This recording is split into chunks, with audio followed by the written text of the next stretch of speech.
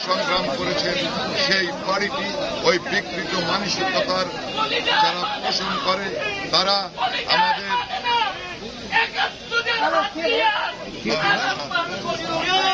যেভাবে হামলা চালিয়েছে আমরা তার তীব্র প্রতিবাদ জানাই এবং গত রাত্রি থেকে আজকে পর্যন্ত ওই জামাত শিবিরের ক্যাডাররা বিএনপি জামাত এক হয়ে আমাদের সাধারণ মুজিব আদর্শের সৈনিকদের উপরে হামলে পড়েছে।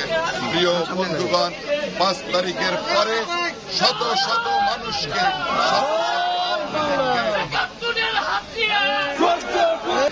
ছাত্রলীগ যুবলীগ নেতা কর্মীদেরকে হত্যা করে তারা একটা বিকৃত উল্লাসে মেতে উঠেছে।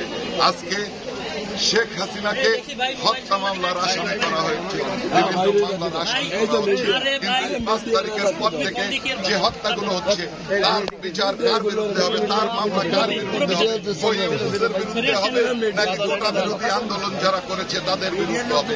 আজকে আপনাদের কাছে থেকে যায় প্রিয় বন্ধুগণ, বাংলাদেশ আওয়ামী লীগকে হামলা মামলা দিয়ে কখনো প্রতিহত করা যায়নি। ৭৫-এর 15ই আগস্ট আমরা অনেক পরীক্ষা দিয়েছি। ৭৫-এর 15ই আগস্টের পরে বাংলাদেশকে কেউ এগিয়ে স্থানের টাকা প্রায় ৮০ টাকা পাওয়া যায় ১ টাকায়। সৌদি আরবে আমি ওমরায় গিয়েছিলাম, তখন দেখেছি যে পাকিস্তানের সৌদি আরবের ১ রিয়েলে ৮০ টাকা পাকিস্তানে পাওয়া যায়, আর আমাদের ৩২ টাকায় একটি রিয়েল পাওয়া যায়।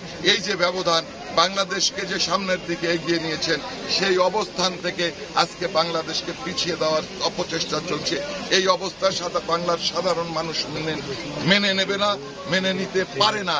আমরা সকলকে সংগঠিত করছি, সারা বাংলাদেশের মানুষ যে দুর্বার গণ আন্দোলন গড়ে তুলব, সেই আন্দোলনে এই সরকারের পতন হবে এবং আগামীতে বাংলাদেশে যে নির্বাচন হবে সেই নির্বাচনের মাধ্যমে আওয়ামী লীগ ক্ষমতায় যাবে।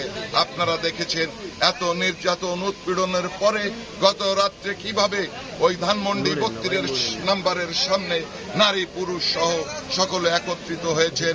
আজকে এই সরকার ভীত হয়ে তাদের উপর যে অত্যাচার নির্যাতন করছে, এই অবস্থা আমরা চলতে দেব না, এই অবস্থা আমরা চলতে দিতে পারি না।